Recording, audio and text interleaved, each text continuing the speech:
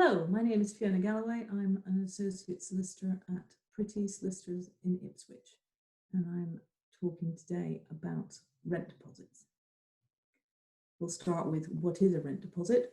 A rent deposit is a sum of money deposited by a tenant when it takes a lease.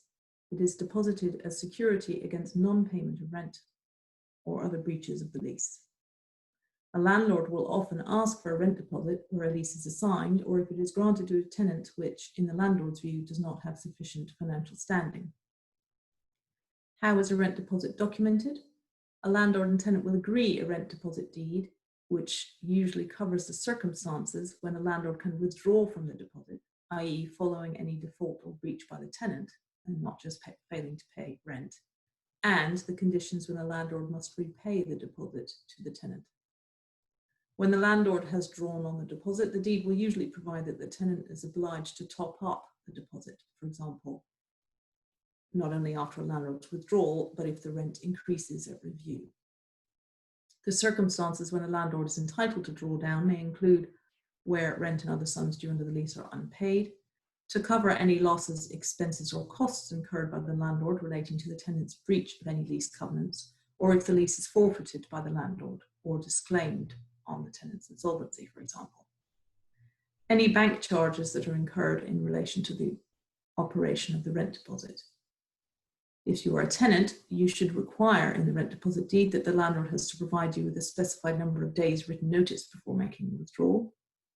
You should also require any withdrawal for the landlord's costs and expenses to be limited to reasonable costs and expenses, and resist losses arising on early termination, especially where these arise after the lease is ended. You will want to check what triggers repayment of the deposit to the tenant and ensure you are happy with those triggers.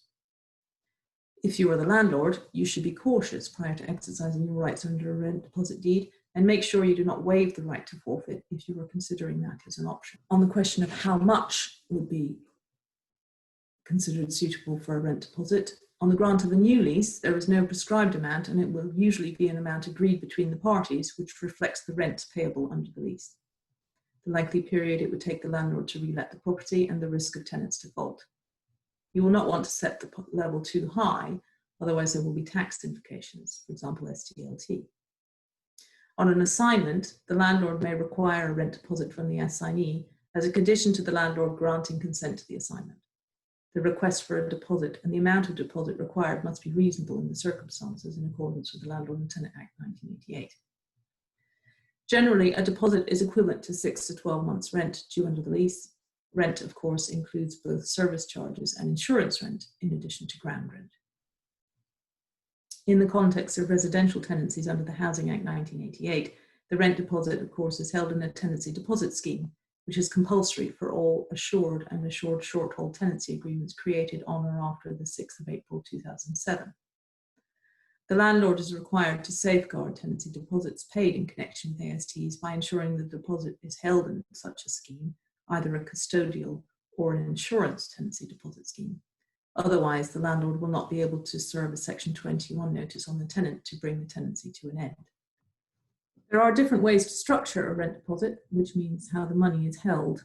The parties will need to consider the likelihood of the other party's insolvency and how to protect their interest, ease of operation and what you need to do to, for example, transfer the arrangement to a successor in title, and the relative cost, including tax implications. The ways in which the rent deposit is held include the landlord holds money on trust for the tenant, the landlord holds the money which belongs to the tenant, who charges it in favour of the landlord's agent holds the money as stakeholder, the landlord holds the money in its general funds, the tenant holds the money and charges it in favour of the landlord. There are pros and cons for each of these, and in particular, if there is a concern about the insolvency of either party. In respect of drawing down on the deposit, most deeds specify that the landlord is entitled to draw down rather than it being obliged to do so, in preference to taking other action against the tenant to recover the arrears. This means there is no obligation on the landlord to draw down on a rent deposit, and, for example, it is entitled to serve a statutory demand and petition for winding up a non-paying tenant rather than drawing down on the rent deposit. This may be of consideration to the landlord where a landlord who suspects the tenant may soon become insolvent may choose to take preventative action in relation to any rent deposit, and it may decide to do so before the tenant is put into administration to ensure that the rent deposit does not form part of the insolvent estate. In a well-drafted rent deposit deed, as I mentioned, the tenant will be required to top up a deposit following withdrawal. If the landlord instead waits for the tenant to go into administration before drawing down, the administrators are not required to top up the rent deposit as an expense of the administration.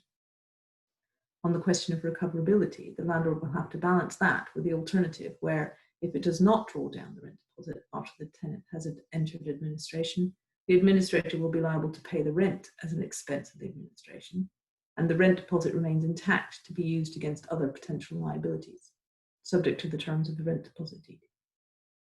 The landlord will also be conscious of the value of cash in hand. So, the reasons for the landlord not to draw down against the deposit too quickly are set out on the next slide, and these include where, for example, the deposit is structured as a charge in favour of the landlord, and the landlord does not draw down. The landlord does not lose its security if the tenant goes into administration. The landlord is instead a secured creditor.